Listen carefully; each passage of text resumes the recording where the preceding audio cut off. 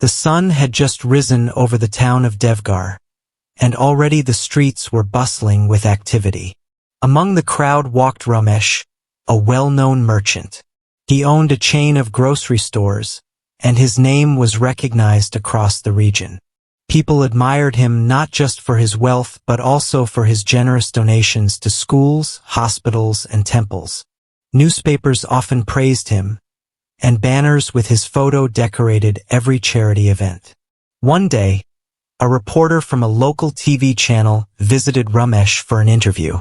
They sat in his grand garden surrounded by fountains, trimmed hedges, and servants serving tea on silver trays. As the cameras rolled, Ramesh proudly spoke of the orphanage he had built, the scholarships he had funded, and the food drives he regularly sponsored. After the interview, Ramesh returned to his luxurious home. But behind the gates of that mansion, things were not as perfect as they seemed. His eldest son, Arjun, had dropped out of college due to depression. His daughter, Meena, rarely smiled or left her room, and his wife, Sushma, silently bore the weight of loneliness, managing the entire household without his attention. That evening, Arjun tried to speak with his father. "Papa, can we talk? I've been feeling—" "Not now," Ramesh interrupted, glancing at his buzzing phone.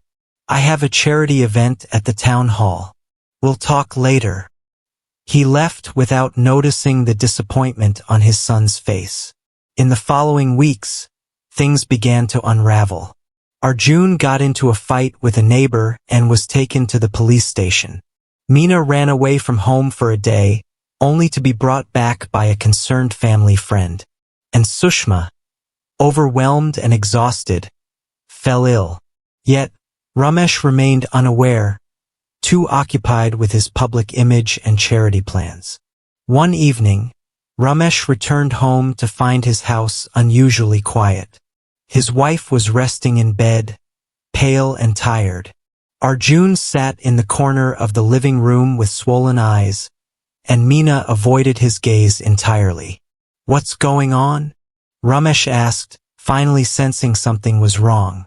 Arjun stood up slowly and replied, "You're always helping the world, Papa, but you never had time to help your own home.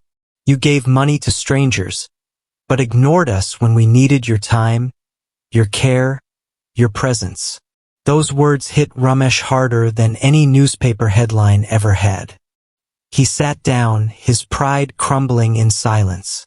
That night, he stayed home, not at a banquet or fundraiser, but by Sushma's bedside, holding her hand. The next morning, he canceled a big event and drove Arjun to a therapy center. He took Meena for a walk in the park and spoke with her for hours, the way he hadn't done in years. Over time, the change was visible. The lights in his house glowed warmer. Laughter returned to the dinner table.